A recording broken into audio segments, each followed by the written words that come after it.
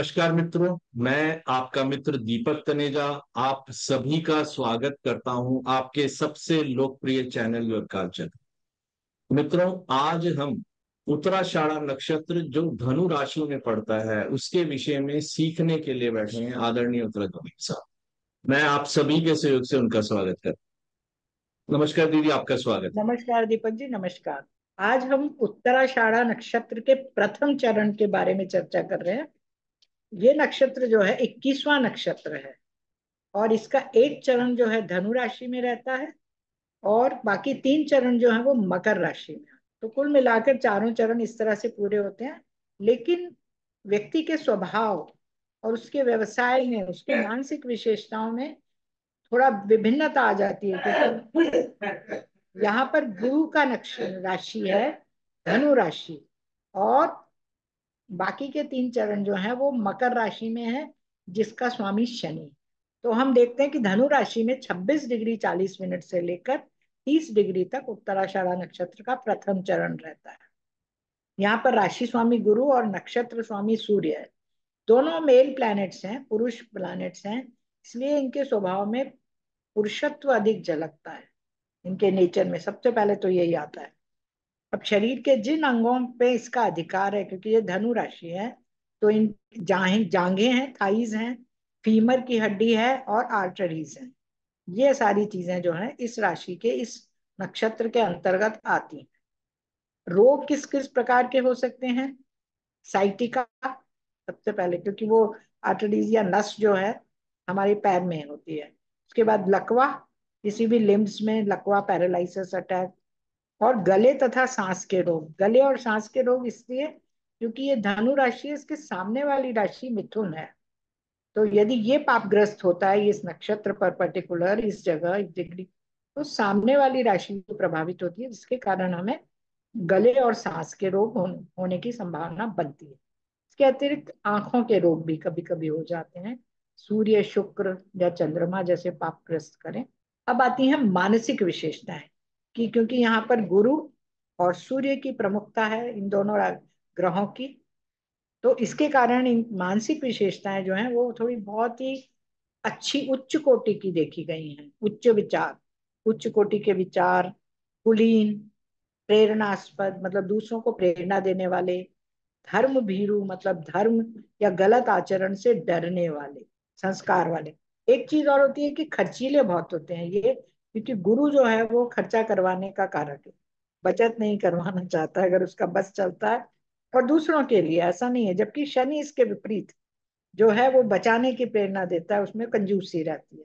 तो जब हम मकर राशि में चर्चा करेंगे तब उसकी चर्चा है। और खर्चीले होते हैं एक, और इसके अलावा उनको डर भी नहीं लगता, किसी चीज से भय रहित होते, दार्शनिक विचारों के होते हैं, धार्मिक क्षेत्र में भी सफल रहते हैं, खुश मिजाज रहते हैं, प्रसन्न चित्त रहते हैं, आशावादी दृष्टिकोण रहता है उनका, पॉजिटिव हमेशा सोचते हैं, नेगेटिव नहीं सोचते। और समाज के स्तंभों में से माने जा सकते हैं, क्योंकि ये दोनों ग्रह ही बहुत ही उच्च कोटि के माने गए हैं। इसलिए समाज में अगर कार्य करते हैं, समाज में आते हैं, तो उन्हें बहुत अच्छे उच्च कोटि के लोगों में गिना जा सकता है। उत्साहित रहते हैं। शिक्षा के क्षेत्र में भी विशेषज्ञता होती है, क्योंकि गुरु शिक्षा का कारक है।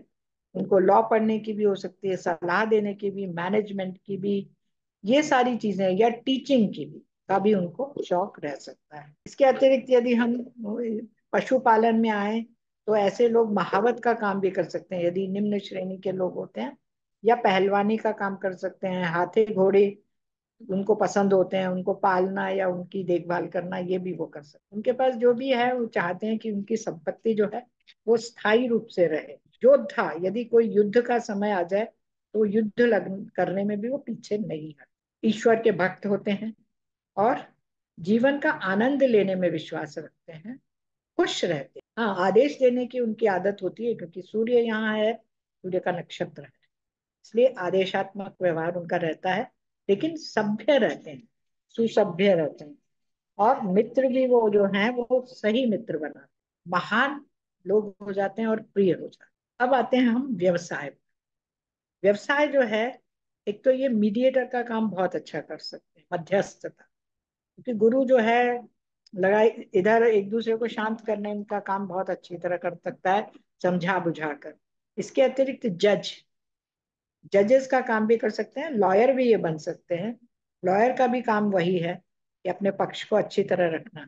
इसके अतिरिक्त यदि ये पॉलिटिक्स में जाना चाहें तो राजनीति में भी जा सकते, बैंकिंग क्षेत्र में भी काम कर सकते हैं, वित्त विभाग में भी काम कर सकते हैं, फाइनेंशियल बैंकिंग में भी, मैनेजमेंट। इसके अतिरिक्त यदि शिपिंग में जाना चाहें तो शिपिंग में भी जा सकते हैं, एजुकेशन फील्ड में जा सकते हैं, शिक्षा के क्षेत्र में, धर्म के क्षेत्र में, धार्मिक प्रवचन वगैरह देना या वहां पर काम करना, अंतरराष्ट्रीय व्यापार, बिजनेस। इसके लिए और भी चीजें हमें देखनी पड़ती हैं, लेकिन अंतरराष्ट्रीय व्यापार भी, क्योंकि इसकी जो मीन राशि है गुरु की दूसरी, वो 12वीं राशि कहलाती है, तो ये अंतरराष्ट्रीय व्यापार भी कर सकते हैं, या दूतावास में काम संभाल सकते हैं किसी भी तरह का, अपॉइंट हो सकते हैं, राजदूत वगैरह।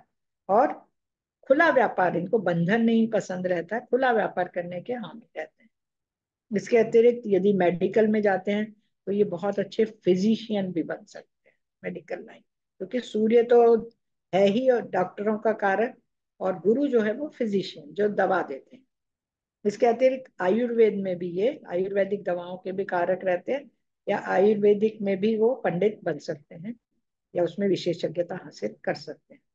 इसके अतिरिक्त कस्टम विभाग में काम कर सकते हैं, जेल विभाग में काम कर सकते हैं, रिफ्यूजी कैंप में काम कर सकते हैं, जैसी परिस्थितियां हैं उसके अनुसार ये काम कर सकते हैं। या फिर शरणार्थी शिविर, वही सेम है, रिफ्यूजी कैंप, अस्पताल में, परोपकारी संस्थाओं में, इन सब में भी ये काम करते हैं और खुश रहते हैं, और बहुत ही व्यवस्थित तरीके से काम करते हैं। तो ये कुछ खास विशेषताएं थी जो हमने धनु राशि में उत्तराषाढ़ा नक्षत्र को लेकर देखी और पाई हैं, जो हमने आपको बताई हैं। बहुत बढ़िया। हमेशा की तरह सटीक और टू द पॉइंट सारी बातचीत बिल्कुल एक्यूरेसी के साथ रही हो। और व्यक्तिगत अनुभव भी है कुछ लोगों का, मैं जानता हूँ, तो इसलिए मुझे पता है कि बहुत अच्छे से आपने बताया। आप हमेशा ही अच्छा बताती हैं। उत्तरा दीदी शिक्षा एवं कंसल्टेंसी दोनों सर्विसेज देती हैं। आप उनसे शिक्षा या कंसल्टेंसी संबंधित विषय पे बात कर सकते हैं। उनका मोबाइल नंबर यहाँ दिया हुआ है। मित्रों, आज के लिए बस इतना ही। फिर मिलते हैं एक नए विषय के साथ। नमस्कार। धन्यवाद।